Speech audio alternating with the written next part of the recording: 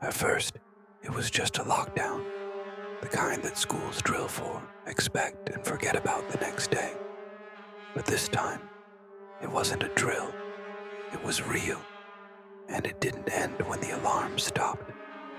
In a single classroom, room 214, students lived through a terrifying moment, one that left no physical scars, but marked every soul who sat in silence that day. Weeks later, it happened again. But this time, the intruder wasn't caught, and the stories didn't match the headlines. There were gaps in the footage, missing keys, students who saw what they shouldn't have.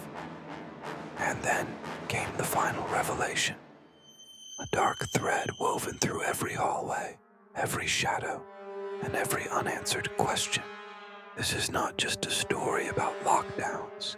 This is about the stranger no one remembers hiring, the footsteps no one could trace, the man who came back more than once. This is the full story of the Room 214 lockdowns. It was the kind of morning that felt just slightly off. The sun hadn't fully broken through the gray cloud cover, and the air had that heavy metallic stillness that usually came before a storm. Students dragged themselves through the hallways of Northview High, heads low, earbuds in, already counting down the minutes to the weekend. It was second period on a Thursday, just late enough into the week for exhaustion to take hold, but too early for hope. In room 214, the class was just starting a group project on ancient civilizations. The teacher, an older man with a slow voice and a reputation for letting things slide, had barely finished taking attendance when the intercom let out a single beep. Not the usual soft chime, the kind of beep that sounded like a misfire or a mistake. Then came the voice, cold, flat, but unmistakably urgent. This is a lockdown. This is not a drill. There was no hesitation. Desks scraped against the floor. Blinds snapped shut. Lights went out. Some students laughed nervously at first. Maybe someone pulled the fire alarm and said the wrong thing. Maybe it was just another drill that someone forgot to announce. But then the silence set in. Not the kind of silence that feels peaceful, but the kind that amplifies every sound. The hum of the ceiling projector. The low creak of someone shifting their weight in the corner. Even breaths started to sound too loud. 5 minutes passed. Then 10. Then, without warning, the fire alarm started blaring. Everyone in the room froze. That wasn't supposed to happen. Lockdowns and fire alarms didn't mix. It was the kind of contradiction that made people realize something wasn't right. Nobody moved. The teacher sat still, face pale, like he was processing a new set of instructions he never received. The alarm continued, then stopped. That's when the hallway sounds began. Footsteps, not rushed like those of police or staff. Slow, measured, pausing occasionally. The kind of walk that wasn't going anywhere fast, but also wasn't lost. It was deliberate. There was the sound of a locker being kicked, hard enough to echo. Then another. Then silence. One student in the back started shaking. Another had pulled their hoodie tight over their face and closed their eyes.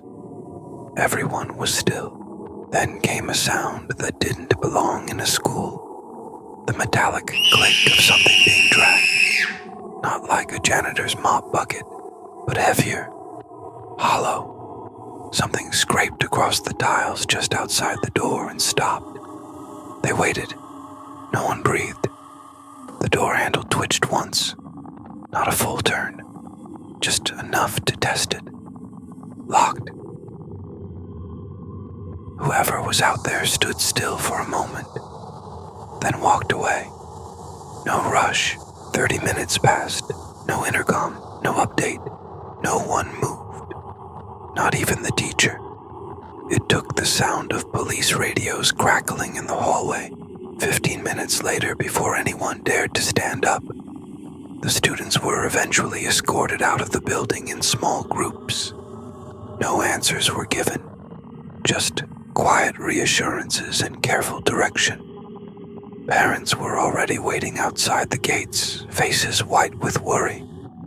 It wasn't until the next morning that the news broke. Eventually, a soft sound echoed through the floor. A low thump, then a few more, rapid. Some students thought it was furniture being moved in another classroom. Others knew better. After what felt like an hour, the intercom finally came back on. The voice was shaky, not the same cold voice from before. This one belonged to the principal, and it was laced with unease. The lockdown is over. Please remain in your classrooms while authorities assist in clearing the building. Do not leave until instructed. A former student, expelled the previous year for repeated violent behavior, had managed to enter the school through a maintenance door that hadn't been properly locked in months. He'd carried with him a duffel bag containing a crowbar, zip ties, and what was later discovered to be a non-functional replica firearm. He never made it past the second floor. A chemistry teacher had recognized him wandering near the science wing, and when approached, the former student dropped the bag and fled. It was during the chaos of the lockdown that he hid in the boiler room for nearly an hour before finally being caught by responding officers. No one was hurt. Nothing was taken. But something still shifted that day. An invisible line had been crossed. The classroom doors that had once felt like enough no longer did.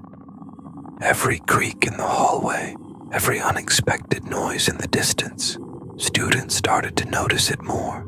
Teachers looked over their shoulders more often. Trust didn't vanish overnight, but it faded like old paint on a wall. Quietly, gradually. And even though it ended without a shot fired, the silence of that day left an echo. Some said the worst part wasn't what happened. It was what almost did.